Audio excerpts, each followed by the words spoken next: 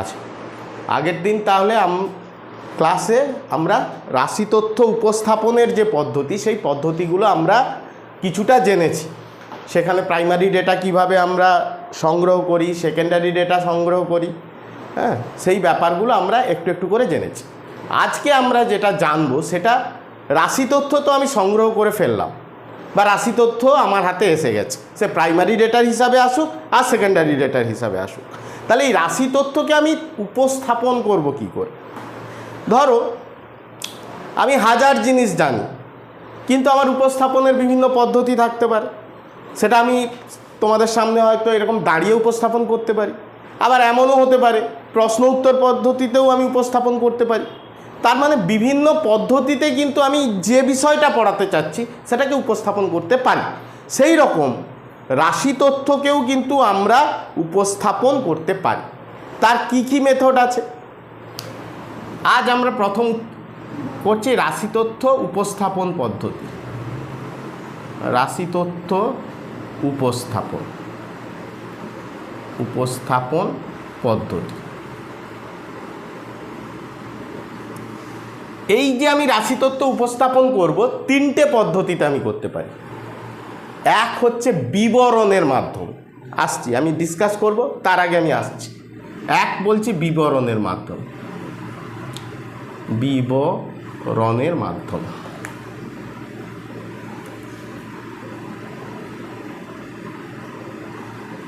বিবরণের মাধ্যমে কি ব্যাপার? বিবরণের মাধ্যমে না, আমি বলছি ধরো আমি একটা ঘটনা তুলে ধরছি যে 2012 সাল থেকে আমি ইকোনমিক্স পড়ানো শুরু করেছি। সেখানে 2012 সালে 11-এ ছিল 15 জন ছাত্র, 12-এ ছিল 20 জন ছাত্র। 2013-14 সালে এসে সেইটা 25 জনে এসে দাঁড়িয়েছে, 35 জন হচ্ছে 12-এ এসে দাঁড়িয়েছে, এবং দেখতে দেখতে প্রত্যেক বছর এই এত% করে বেড়েছে, এবং সবশেষে এসে এই বছর এতজন ছাত্র আছে। অর্থাৎ যে তথ্যটা আমি তুলে নিয়ে এসেছি বা যে সংখ্যাগুলো আমি তুলে নিয়ে এসেছি, সেই সংখ্যাগুলোকে আমি বিশ্লেষণ করছি বা বিবরণের মাধ্যমে তুলে ধরছি। মানে আমি ধরো কোনো বিষয় পেয়েছি যে 2024 সালে নারী পুরুষের সংখ্যা ধরো আমি একটা জায়গায় হিসাব করছি, বা একটা গ্রামের নারী পুরুষের সংখ্যা হিসাব করছি। সেখানে ধরা যাক 750 জন পুরুষ পেয়েছি আর 350 জন ধরো মহিলা পেয়েছি, যে কোনো একটা গ্রামে। তাহলে আমি ওইটাকে কি বলবো না, 2024 সালে XYZ একটা গ্রাম আছে, যে গ্রামে আমি গিয়েছিলাম, সেই গ্রামে আমি দেখেছি যে 750 জন পুরুষ এবং 350 জন মহিলা রয়েছে। অর্থাৎ লিখে লিখে, মানে খবরের কাগজে যেমন তথ্যগুলো উপস্থাপন করা হয়, সেই রকম আমি যে প্রাইমারি ডেটা বা সেকেন্ডারি ডেটা যেটা পেয়েছি সেটাকে বিবরণ, মানে এই রকম একের পর এক ঘটনা লিখে লিখে তুলে ধরছি। সেটাকে আমরা বলি বিবরণের মাধ্যমে তথ্য উপস্থাপন। কিন্তু এই বিবরণের মাধ্যমে তথ্য উপস্থাপনের কিন্তু অনেকগুলো সমস্যা আছে। এক, তোমাকে অনেক সময় ধরে পুরো বিষয়টা না পড়লে তুমি কিন্তু কোনো একটা ধারণায় পৌঁছতে পারো না। দ্বিতীয়, একটা বিষয়কে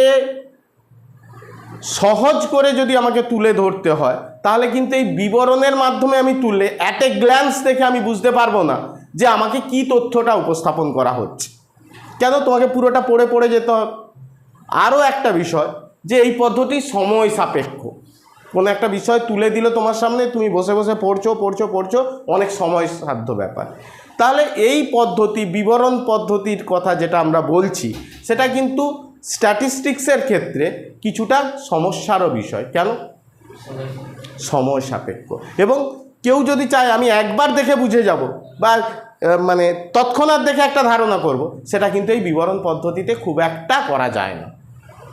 ওকে, এরপর বলছি ছকের মাধ্যমে বা ট্যাবুলার প্রেজেন্টেশন। কি বলি? ট্যাবুলার প্রেজেন্টেশন বা ছকের মাধ্যমে উপস্থাপন। ছকের মাধ্যমে উপস্থাপন। এই ছকের মাধ্যমে উপস্থাপন কি না, একটু সহজ করে দিলাম। আমি যে তথ্যগুলোকে নিয়ে এসেছিলাম সেই তথ্যগুলোকে আমরা কি করতে পারি, আগের দিন বলে ক্লাসিফিকেশন করতে পারি। ক্লাসিফিকেশন করতে পারি, কিসের ভিত্তিতে ক্লাসিফিকেশন করতে পারি বলেছিলাম, মনে আছে? বলো, কিসের সাপেক্ষে ক্লাসিফিকেশন করতে পারি তথ্যগুলোকে? আমরা বলেছিলাম কোয়ালিটেটিভ, কোয়ান্টিটেটিভ, জিওগ্রাফিক্যাল আর টাইম সিরিজ।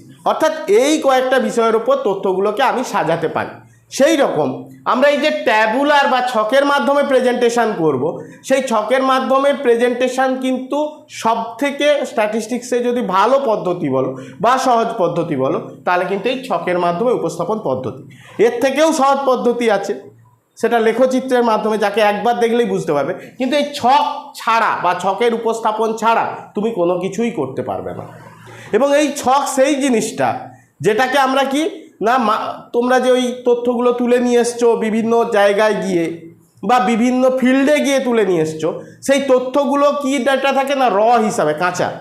তাকে যতক্ষণ না আমি এই ছকে নিয়ে আসতে পারছি তার বৈশিষ্ট্যের সাপেক্ষে, আবার বলছি, তার বৈশিষ্ট্যের সাপেক্ষে যতক্ষণ না আমি ছকে নিয়ে আসতে পারছি, ততক্ষণ কিন্তু আমার ওই ডেটাটাকে কোনোভাবেই কাজ করতে পারবো। যেমন ধরো অপরিশোধিত তেল, সেটাকে তুমি রাশিয়া থেকে নিয়ে এসছো, ধরো নিয়েই কিন্তু তুমি গাড়িতে ব্যবহার করতে পারবে না, তাকে রিফাইনারিতে নিয়ে যেতে হবে। ঠিক সেই রকম তুমি যে ডেটাগুলো তুলে নিয়ে এসছো একদম ফিল্ড থেকে বা সেকেন্ডারি ডেটা যেগুলো নিচ্ছ, যেগুলোর ছকে উপস্থাপন করে দিয়েছে, বাস, তাতে অসুবিধা নেই, তুমি নিলে চট করে কাজে লেগে। কিন্তু যেগুলো তুমি প্রাইমারি ডেটা হিসাবে নিয়ে এসছো, সেগুলোকে তোমাকে আগে কিন্তু ছকে নিয়ে আসতে হবে। তোমার যা উদ্দেশ্য, সেই উদ্দেশ্যের কথা মাথায় রেখে যার যা বৈশিষ্ট্য, সেই বৈশিষ্ট্যের সাপেক্ষে কিন্তু তোমাকে ছকে আগে নিয়ে আসতে হবে।